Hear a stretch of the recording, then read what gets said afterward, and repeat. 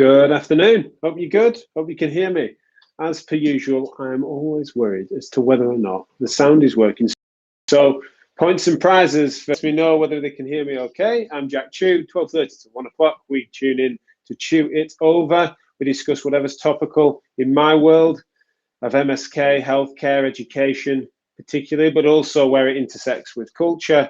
And mainly, I try to keep my finger on the pulse of what's happening in our industry and chat to you about it, because it stops me getting dragged into Twitter spats or the Instagram comment section, which obviously I hear is a fertile for debate and I'm not very involved in. But instead we chew it over and we stream this to you and you can get involved and you can dine out in the comments section, and then I drag some of you on air on the mic with me. And thank you for those that have been joining. It's been a fun experience, and here we are at 204 episodes, which is ridiculous, but yeah, you seem to be enjoying it, which is fun. And what it means is I come up with some topics myself because I'm passionate about them, but then a lot of the time it's based on, I notice that there's a theme of feedback and you guys want me to talk about something, or you want to get me to reflect on something that's happened. Yesterday it was a tweet about politics of all things. And today I'm picking up on a theme from our Physiomatter State of the Industry survey, in which hundreds of you completed a long form survey to give us insights into what you think the key challenges are, what you want us to help with. And one of the big things that you felt that you'd like us to speak more to is something that we've actually done quite a lot of work on across Physiomatters, but haven't really got into in the detail on Physiomatter, on Chewing It Over, which is normal movement and the aspiration to normal movement and textbook normal versus individualized normal for a person. How much is human biomechanics something that is a objective staple or even a range around a theme, and how much is abnormal movement based on a mean average then considered pathological movement and likely to predispose injury, cause lack of recovery from injury. Fascinating topic, one that I'm passionate about, but probably haven't really got into in detail and put my own spin on that. I think it's interesting. We've covered it on Physiomatters before lots of times, but when you have people like Ben Cormack, Greg Lehman, Claire Minchell even obviously weighing in on those sorts of factors, I'm asking the questions and probably bandwagon their answers, but like, what mix of their views do I now hold? And I would love for your take on some of that as well. I've spoken before about the fact that seems to be a wedge intersection that's splitting many of my favorite people, is that these people that think there's enough assumed wisdom to what is considered optimal form from performance aspects or from trained wisdom, like lifting a deadlift with more of a hip hinge than a typical flexed spine. Is that something that you should aspire to?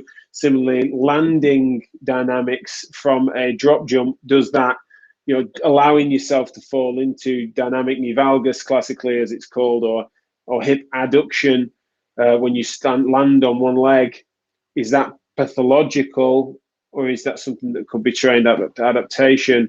I think the wedge intersection is those that think that assumed wisdom is something that we should, without better evidence to suggest otherwise, we should comply with. And then there's others that suggest that without evidence to imply that is relevant, then people should move how they want to move, right?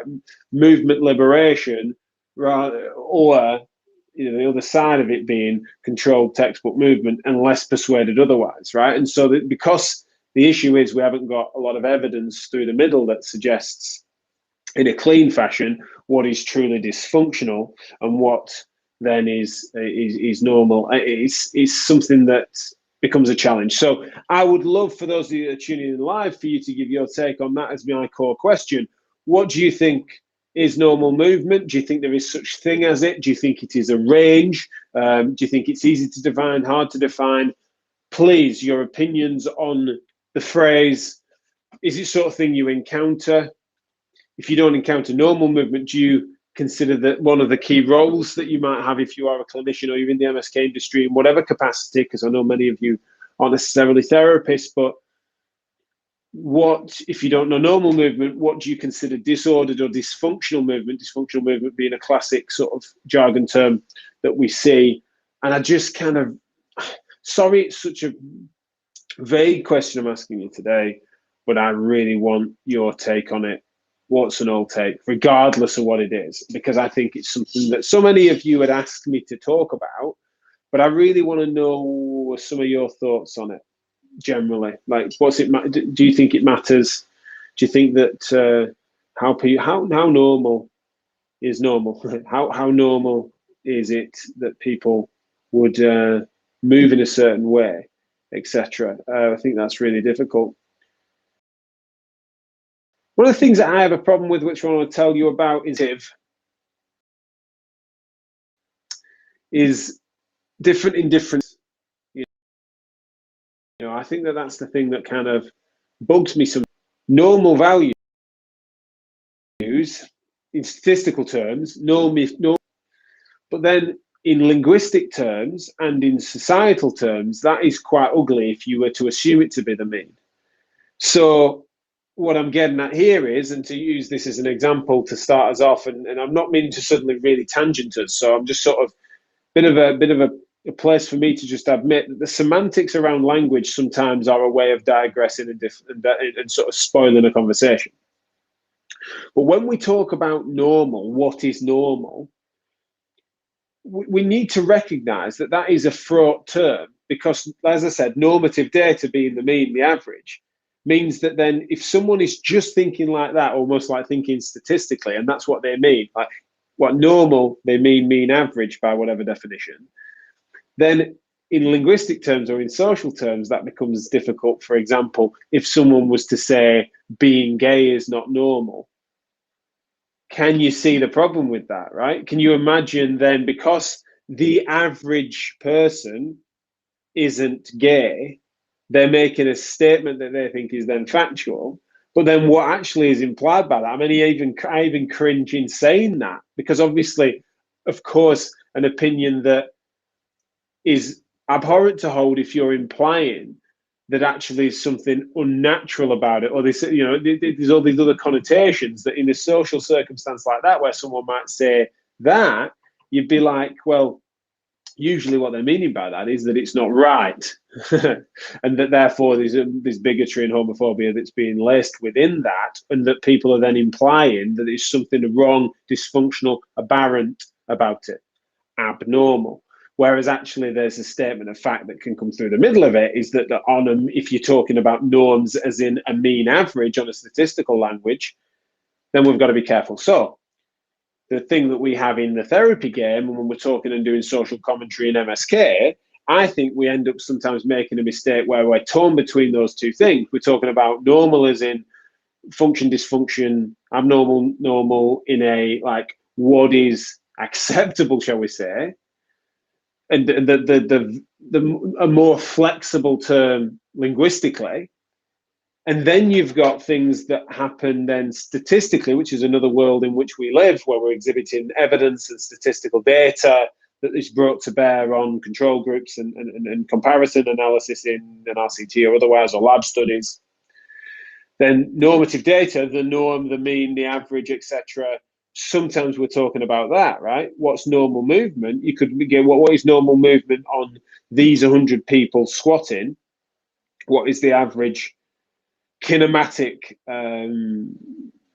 medial rotation of the femur, the medial rotation of the hip? You know, that whatever the method. Say if you were to have two bone pins and you were trying to work out where they are relative to each other, you could then aggregate that data and say, right, that's normal, that's average, that's mean, if that's the synonym you're using. But as I've just described, and maybe it's not a perfect example of it, but can you imagine how then if you're using that language and applying it then to a world in which, of course, has a more complex meaning and has more social baggage, etc., which is obviously then can be synonymous with things that you wouldn't actually ever mean, then that can be an issue. And my position then on a lot of this stuff, actually, no, before I do that, let's just make sure that I bring some of the comments on, sorry. So natural versus normal, efficiency and effectiveness is key. Why change something that isn't broken? That becomes something that David stole my thunder, because fundamentally I I agree with you, and that's one of the conclusions I come to, is that I think that if someone's moving a certain way, it feels like without evidence or decent logical reasoning, I find it difficult to justify changing that. And so, that becomes part of my reason for often not, and where I land on this. So I'll get stuck into that. But again, for those of you tuning in, please do let me know what your thoughts on it, much like David's just given me there. And yeah, thank you to Stuart over on LinkedIn. Sorry, it's not letting me pull your comment across. But I think that what is normal anyway is what Stuart said, and why I think it'd be a perfect example. Stuart, I think if you're listening, it's because I can't pull your comment on screen because of your privacy settings on LinkedIn. So yeah, but Stuart said, what is normal anyway? And that's the question, isn't it? Of course, can we define it, and therefore can we imply something is dysfunctional or abnormal because of it?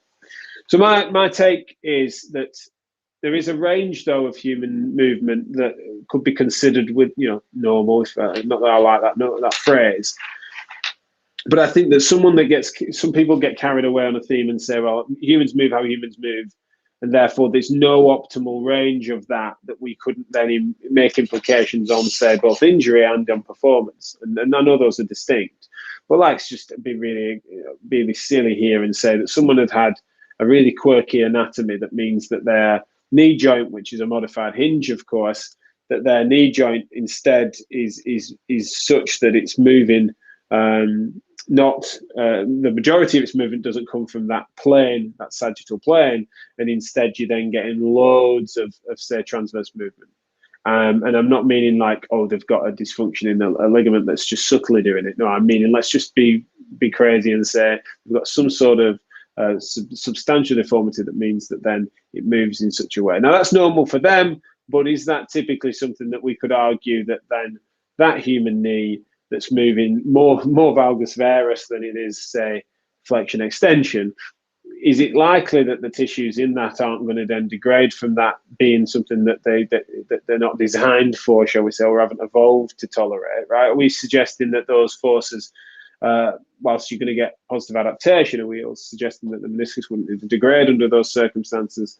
Are we suggesting that then they are likely to be the fastest sprinter in the world, or someone that could tolerate those forces over time, or could move efficiently enough to kind of create metabolic efficiency and aerobic efficiency that makes them then world leading distance runner? Now, this is what's interesting, is because I use those examples with famously Usain Bolt's got a scoliosis, famously the world record deadlift for a time, body weight world record deadlift for a time was with someone who had a really significant scoliosis. There are Haile Gebrselassie and is it Debaba or another lady who's got a massive amount of torsional moments around her. Bad physics terms there, but yeah, lots of torsion around her knee when she's running in distance running, marathon. They have some quirks there that are seen as being biomechanically dysfunctional, that actually clearly aren't for performance. But I'm just meaning that in their extremes, then you're in a situation where I think there is an upper limit to it. So I think that sometimes the sort of people that are in the movement liberation side of things sometimes don't define the ceiling of that, right? They don't say the body can adapt, but there's an upper limit to it. And we had a podcast with Greg Lehman a couple of years ago where I challenged on that and said that sometimes I felt that he hadn't defined that ceiling very well. And he said, no, he's constantly grappling with it, and he's inspired and motivated to try and better define that ceiling, which was interesting because I think in his work, obviously, he's got bigger fish to fry than talking about that. But there is an upper limit to adaptation. We don't always know what it is. It seems to be individualized as well.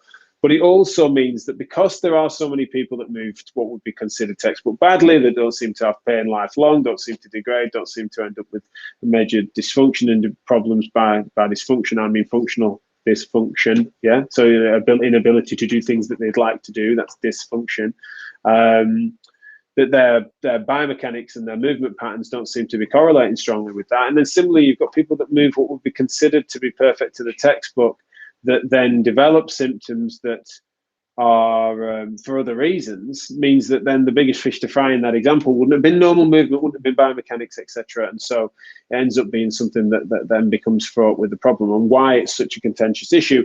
And as I've said in the titles, on the description, it should be contentious because it's important enough. Yet so many patients, and so in so many circumstances, through chronic pain in biomechanics in normal amateur sport, as well as then in high performance and elite sport, you've just got this big question that we should be constantly asking ourselves. It's like, how relevant is it how someone moves?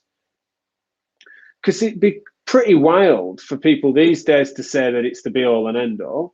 I think we've kind of, hopefully, especially amongst my audience, grown up away from the idea that an FMS or equivalent sort of movement screen can be defined in such terms that then will give us all the answers we need. We've grown out of that. But then it'd be pretty wild as well to say that movement and style of movement, type of movement, range of movement, in all sorts of different things never matters, either on an individual level or that there is a range of what we would consider human optimal that we might be wanting people to aspire to, or even just trying to change people's movements for a time to get their body to adapt.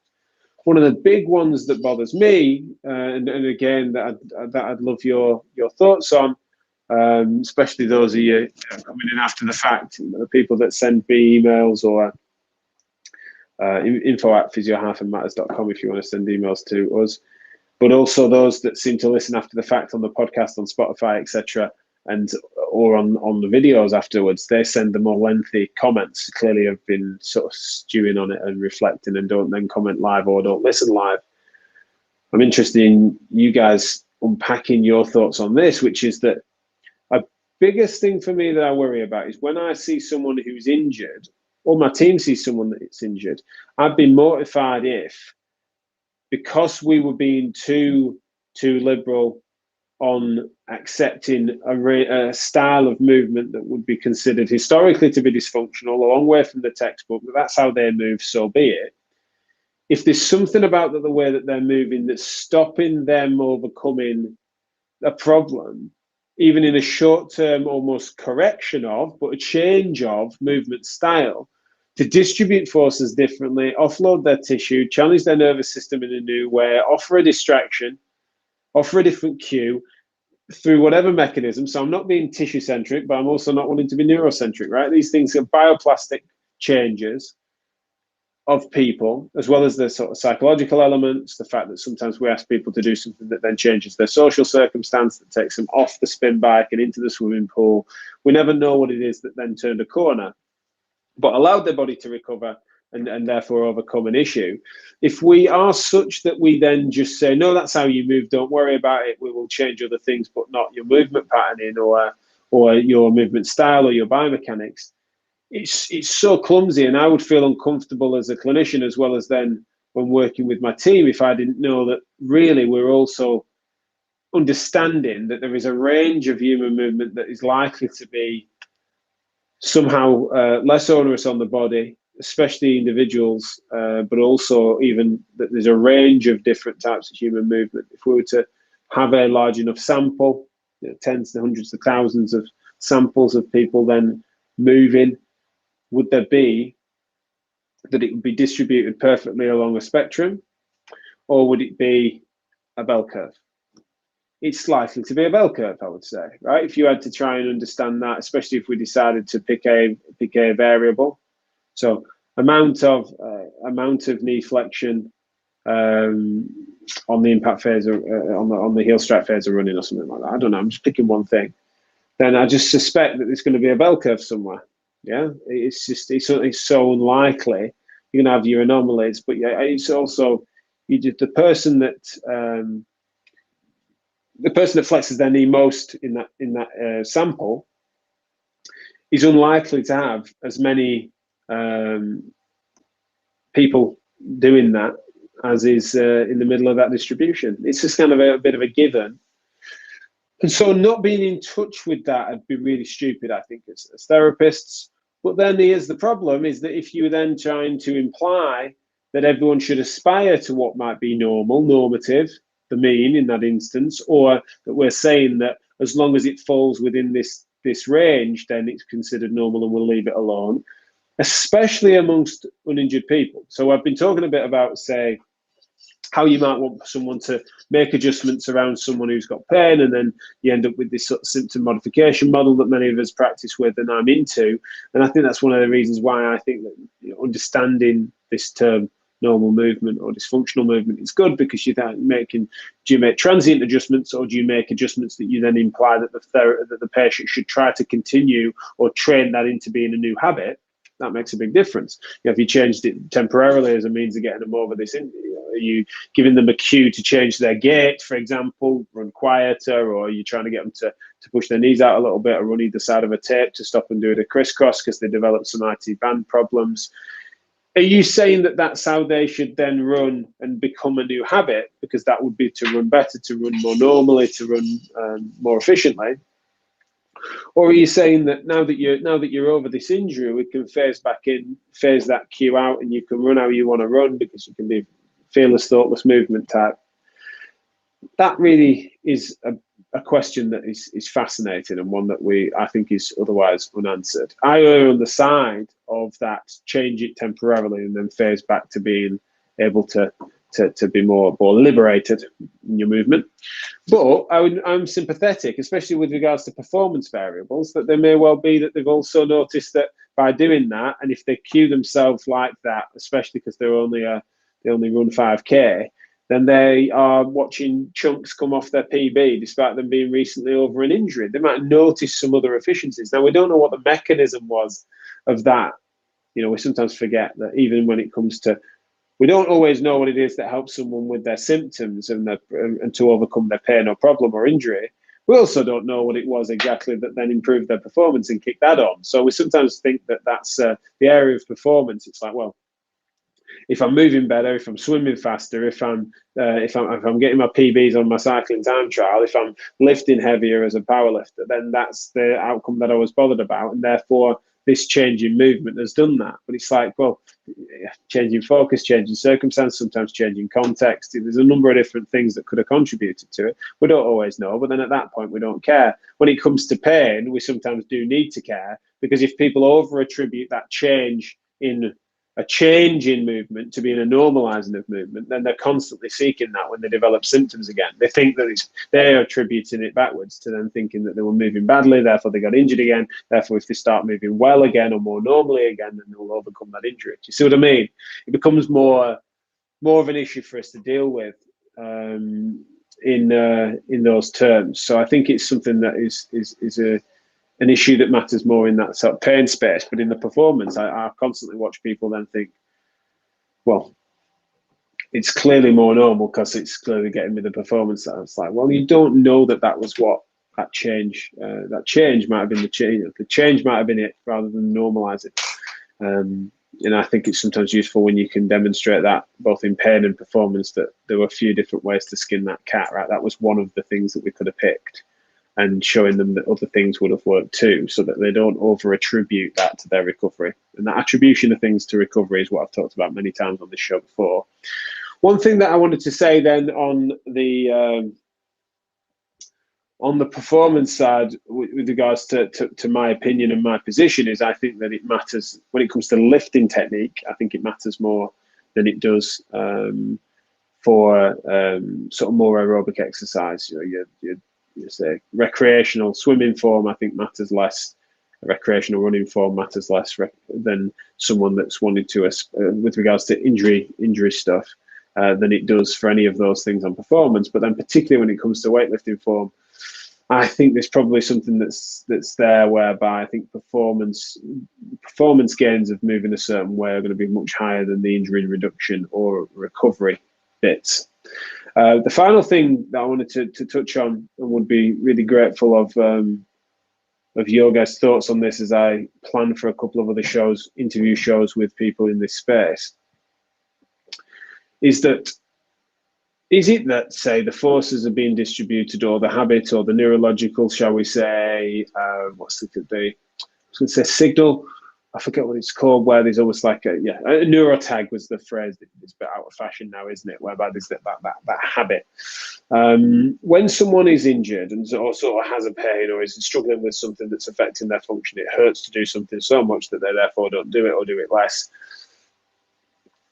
I think then, at that point, biomechanics and aspiring them to at least different, if not more normal, shall we say, more average movement, and changing that up sometimes is the only way you can make a breakthrough to actually then changing enough for the, again, be that the tissues or the neurological sensitivity to take the edge off for a time. And that sometimes if we were to try to then just go off exposure-based models, both neurological exposure, graded exposure more generally, but also then your more tissue-centric exposure models with regards to, say, load and capacity and stuff like that. I hope Brad Neal's not listening, who's forever railing against those generic terms.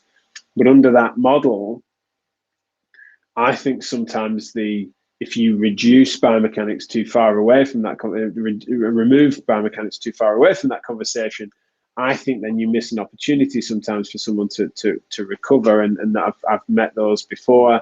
Some of my favorite clinicians and thinkers that work well under that model in persistent pain will see someone that's sort of semi-sporty and there's actually something more specific going on. They've treated them too generally. They've done exposure-based treatment. And it's just not really taking the edge off, or they've plateaued at like 40% better.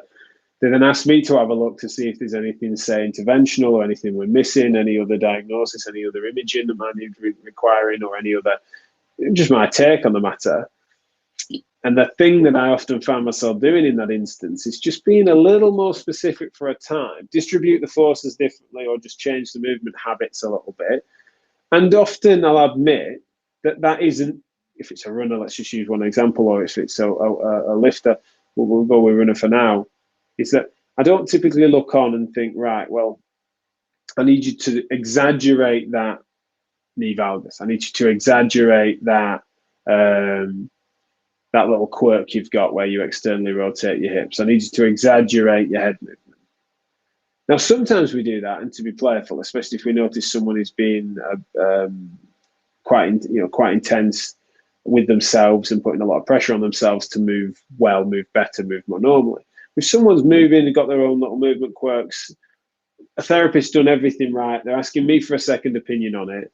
And sometimes I'll do the simple stuff where I actually then move someone more textbook. And the therapist has gone, I've been surprised that you'd do that. And it's because sometimes that specific stuff seems to matter and they seems to get a bit of a breakthrough with it. And I think that's a shame when people miss it, because it's almost become trendy to just do a broader exposure-based model where you kind of say, well, you move how you move, and therefore we'll change the training load variables as well as other things and explain about how this works for you. And so you've got a better comprehension of it. When actually, especially if you can make it just a transient change, I think sometimes the aspiration towards what would be considered more traditional or historical normal, and then phase that out of their life, I think is a big one. So in this example with, say, a runner, is that you might then cue them differently. And I might say, look, I'm noticing that you sort of got more of a crossover gait there. And that I'm not saying that that's therefore a problem. That might be you. They show you a video from 5 years ago that's them doing exactly the same thing. You'd say, look, that's how you run. I get it. But they've been through a rehab process that's done everything but try to adjust that.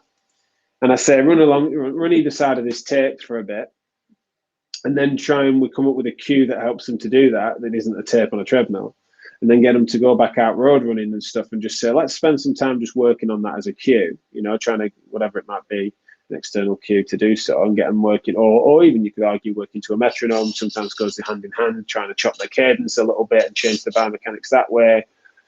And those breakthroughs, I think, it's rare that I would then say, right, let's do more crossover. You're crossing over a little bit. Let's exaggerate that. Let's have you running like Kermit the Frog.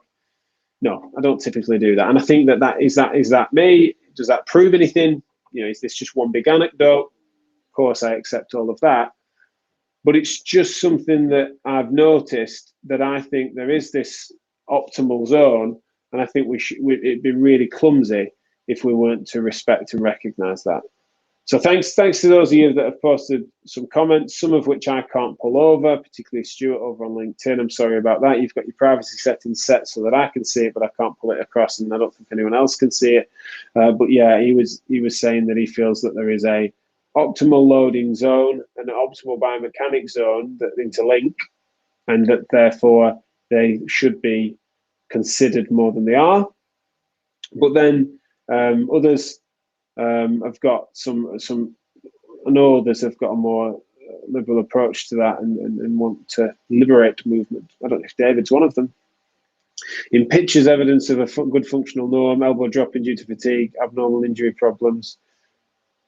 So yes, there is an effective efficiency envelope that protects against the probability of injury. Yeah, well, that's interesting. So I didn't know where David would stand on that, but I think that's fair, and I think it's individually specific to the task that's being done. And the baseball pitching is, especially at the volume they do it, something that is sufficiently unique. So yeah, thank you so much for those that are participating, joined live. I know this is definitely one that might just leave you to ponder it, but remember, when you get round to it, especially those of you that like to send those big chunks of comments or emails, etc., we love that because we can tell you've given some thought to it after the fact. And this is definitely one of those that I would really want you to participate in, because it will affect the future shows, the questions I ask the guests that we're going to have on about this stuff, because I think it's something that's really important, especially for our patients, but also as therapists. If we're going to sort of mature the conversation, we need to stop being so dogmatic. And I think there's people that are a bit too noisy for their own good at either side of that, where, you know, movement variation, all into movement variation, and therefore the textbook doesn't matter, burn it. And then those that are too rigidly aspiring to the textbook and implying that that's then the way you should move and aspire everyone to move, even if they're uninjured. I just think that they're both full of shit, to be honest. And I think we therefore need to call that out and find a way together to move forward. And I want to hear from you as to whether or not you're concerned in that direction as well, and what we can do about it. So please do get in touch. Thank you so much. That's been Tune It Over today, and I'll see you tomorrow.